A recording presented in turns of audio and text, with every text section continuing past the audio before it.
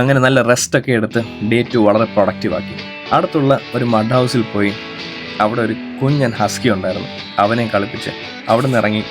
കുറേ ബ്യൂട്ടിഫുൾ ആയിട്ടുള്ള mud houses ഉണ്ട് ഇവിടെയുള്ള പട്ടിക്കുട്ടന്മാരെല്ലാം വളരെ ഫ്രണ്ട്ലിയാണ്.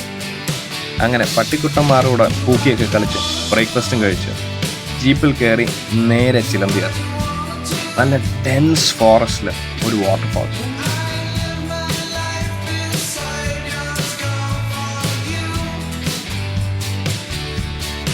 അങ്ങനെ ഒരു പിറ്റ് വൈപ്പറിനെയൊക്കെ കണ്ട് നേരെ നടന്നു. ഈ കാണുന്ന കേവിൻ്റെ ഉള്ളിൽ കൂടെ നമുക്ക് മുകളിലത്തെ പാറപ്പുറത്ത് കയറാൻ പറ്റും. അവിടെ നിന്നുള്ള അഡ്വഞ്ചറൊക്കെ കഴിഞ്ഞ് ഞങ്ങൾ നേരെ പഴത്തോട്ടം വ്യൂ പോയിന്റിൽ പോയി. അവിടുന്ന് മോസ്റ്റ് പോപ്പുലർ സ്ട്രോബെറി ഫാമിലേക്ക്, അവിടുന്ന് തിരിച്ച് നേരെ നമ്മുടെ ഫാമിലേക്ക്.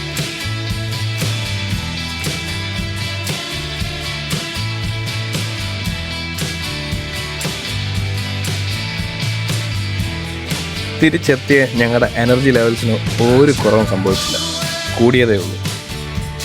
ഫാം സ്റ്റേയിൽ നിന്നും താഴോട്ടിറങ്ങി അടുത്തുള്ള മോസ്റ്റ് ബ്യൂട്ടിഫുൾ ആയിട്ടുള്ള സ്ഥലങ്ങളൊക്കെ ചുമ്മാ നടന്നു.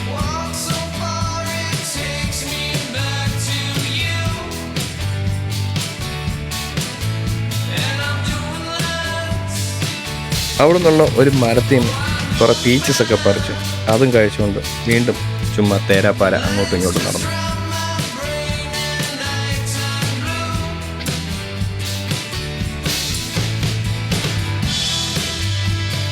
അങ്ങനെ നടത്തമെല്ലാം കഴിഞ്ഞ് തിരിച്ചു വന്ന് ഒരു ചെറിയ ക്യാമ്പ് ഫയറൊക്കെ ചെയ്ത് ഒരു ചെറിയ ബാർബിക്യൂവും ചെയ്ത് ഞങ്ങളതെല്ലാം കഴിച്ചു. അന്ന് നടന്ന അഡ്വഞ്ചേഴ്സ് എല്ലാം അങ്ങോട്ടും ഇങ്ങോട്ടും സംസാരിച്ച് സന്തോഷത്തോടെ ആ ദിവസവും എൻഡ് ചെയ്തു.